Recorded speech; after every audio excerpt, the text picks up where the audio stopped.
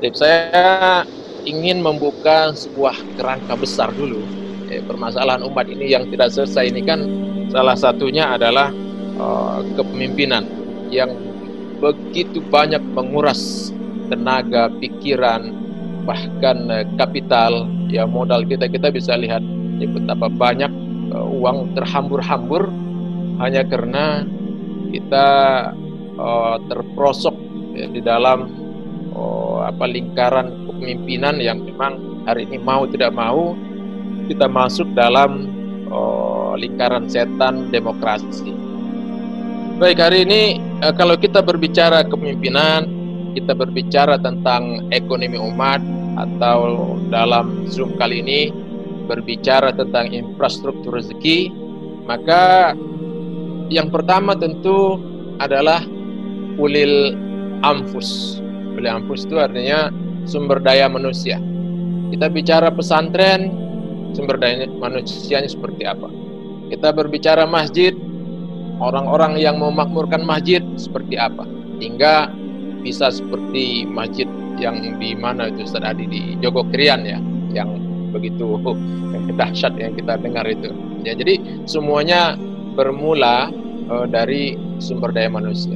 Dan kita tidak menafikan hari ini sumber daya manusia kita ini, orang yang cerdas ini banyak sekali ya. Orang yang hebat-hebat di Indonesia ini banyak sekali ya. Hanya saja memang ya, kembali ke ayat Ali Imran 92 ini, sudahkah kita menjalin sebuah network ya, menjalin sebuah ta'awun yang padu, yang sistematis, diikat dalam sebuah ekosistem? Nah, rupanya memang belum. Saya merasa bersyukur Ustadz Hadi, Ustadz Ma'mun Zubair, Ustadz Ramadan sudah mulai. Jadi kita menyambungkan puzzle-puzzle ini menjadi sebuah frame yang utuh, yang enak dilihat dan bermanfaat bagi umat. Alhamdulillah, syukur. Tadi itu. Jadi kita ini ya, bagaimana menyambung puzzle-puzzle ini ya, tentu dibutuhkan sebuah komunikasi, ya, sebuah wadah. Nah, itu yang harus kita pikirkan. Kalau kita berbicara pondok pesantren, kalau menurut data ini, pesantren di Indonesia ini yang terdata ya, itu kurang lebih 28.000 sekian. Itu pesantren ini ya. Ada 20.008 itu yang satu pesantren kadang-kadang mempunyai murid ribuan. Ini kan sumber daya yang luar biasa banyak. Belum dengan wali muridnya, belum dengan masyarakatnya. Nah, hanya saja memang ini belum tertata dengan baik. Memang ada persatuan pesantren, badan kerjasama pesantren, nah, tetapi memang kelihatannya belum terlalu solid, ya, belum tertata dengan baik, ya. Walaupun ada pesantren yang sudah go ahead-nya sudah bagus lah, larinya sudah bagus, tapi masih banyak juga pesantren yang memang belum tertata dengan baik. Ada juga masjid. Kalau kita bicara masjid hari ini, kalau menurut Pak JK itu kurang lebih 800.000. Nah, zamannya big data ini. Kalau kita berbicara pesantren itu jumlahnya 28.000 sekian.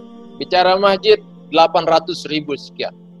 Setiap 200 orang ada masjid, setiap 200 orang ada masjid. Ini data potensial yang luar biasa.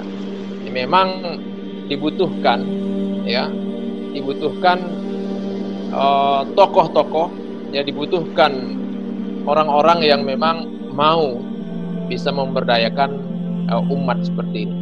Itu tadi sumber daya manusia. Kalau sumber daya manusia sudah bagus, insya Allah itu ulil amwalnya akan jalan. Ya. Kalau Ustadz Hadi biasa cerita saya tentang bagaimana Abdurrahman bin Auf yang berhijrah ke Madinah tanpa membawa apa-apa, tapi bisa menghasilkan apa-apa yang begitu dahsyatnya di mana. Itu menggambarkan bagaimana sumber daya manusia yang handal pada saat itu. Kemudian ya, setelah ulil amwal itu baik, maka kita akan menguasai. Ya, ini yang perlu kita pelajari dari, mohon maaf ya, rezim hari ini. Ulil amwal yang bagus itu, ulil amwal yang baik itu, ulil amwal yang ada di tangan, itu kita insya Allah akan mudah menguasai namanya ulil absar, sumber daya informasi. Hari ini informasi inilah yang menjadi penopang kekuatan sebuah pergerakan. Memang butuh modal untuk itu, ya, membuat media-media. Ya alhamdulillah kita bisa berselancar di media yang gratis ini, ya, tetapi media-media mainstream itu dibeli sehingga diarahkan untuk kepentingan tertentu. Nah, saya kalau berbicara begini, saya ingat juga cerita antum seorang imigran Aljazair yang di Prancis itu, ya, ketika ada umat muslimah yang dilarang. Siapa namanya? Rashid Nikas. Rashid Nikas itu, ya, ketika muslimah dilarang untuk ketika berenang harus seperti ala mereka, tapi oleh muslimin mereka tetap ingin seperti pakai pakaian burkini mereka, itu dilarang sebenarnya Prancis. Kalau bersikeras akan ditangkap atau didenda. Tapi karena dia mempunyai kekuatan ulil amwal, dia beli itu kebenaran ala Prancis itu. Nah, kita ingin muncul generasi-generasi yang model. Kemudian yang ketiga, setelah ulil absar itu ini saya buka gambaran saja, ya, ulil absar, maka kita akan membuat namanya di beberapa daerah itu ulil albab, ya, sumber daya kajian strategis. Itu kalau kita pelajari zaman Habibie dulu, mereka ada macam-macam tuh, ada namanya CIDES, ada namanya apa. Kalau zaman Orde Baru mereka punya CSIS itu. Nah, ini yang menguasai pemikir-pemikir ini, peneliti-peneliti ini tidak bisa, ahli-ahli riset ini tidak bisa dianggap remeh. Nah, tetapi itu tadi harus ada rangkaian yang harus kita kuasai. Barulah yang terakhir itu namanya ulil amri. Ya, ulil amri sumber daya kepemimpinan. Nah, baru kita bisa bergerak. Itu gambaran umum bahwa kalau kita ingin menggerakkan sebuah roda perubahan, kita harus mulai dari sumber daya manusia, sumber daya ekonomi, sumber daya informasi, ya, sumber daya kajian strategis, sumber daya kepemimpinan. Nah, adapun yang saya hanya sedikit sharing tentang pondok itu dia memang harus mandiri, ya. Dia berbeda dengan sekolah-sekolah lain. Kurikulum pondok itu kurikulum 24 jam. Maka zaman dahulu pondok itu adalah wadah lahirnya para pemimpin. Maka mereka harus mandiri untuk menentukan nasib mereka sendiri. Bahwa ada kurikulum, yaitu pelengkap saya, tapi mereka kurikulumnya sudah jelas. Pesantren itu kurikulum Quran, hadis. Bahwa ada yang lain-lain, itu hanya sekedar pelengkap saja. Nah, bagaimana kita bisa memandirikan pesantren? Saya ikut itu training Ustaz Ma'mun Zubair itu. Ya, salah satunya itu adalah koperasi. Nah, koperasi ini yang memang sebuah roda penggerak masyarakat yang hari ini banyak hidup segan mati tak mau. Ya, kenapa hidup segan mati tak mau? Menurut penelitian Syekh Ma'mun Zubair Ramadan ini, salah satunya memang manajemen keuangannya. Ya, kalau manajemen keuangan ini dia betul-betul transparan, ya insya Allah, ya, ratakan matinya di situ, ya, koperasi.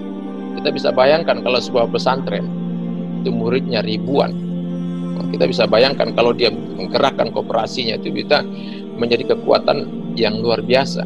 Begitu juga dengan masjid. Hari ini kita sibuk hanya memakmurkan masjid, tetapi yang perlu kita makmurkan itu adalah jamaah masjidnya juga kita makmurkan. Nah, ini menjadi pemikiran kita semua. Ya, bagaimana, kalau saya sih lebih mengkerucut saja ke tema kita hari ini, ya, salah satunya adalah bagaimana kita membangun sebuah ekosistem dengan wadah yang bisa diukur, dengan wadah yang bisa di-manage, yaitu salah satunya koperasi. Ya, nah, maka kami sangat membutuh bantuan nanti Ustaz Ramadan, Ustaz Ma'mun Zubair, ya untuk ke Bandung, ya kita kumpulkan itu pesantren-pesantren yang punya koperasi, jamaah-jamaah yang punya koperasi, bagaimana kita aware dengan perubahan. Perubahan itulah yang membuat kita bisa menghadapi tantangan zaman.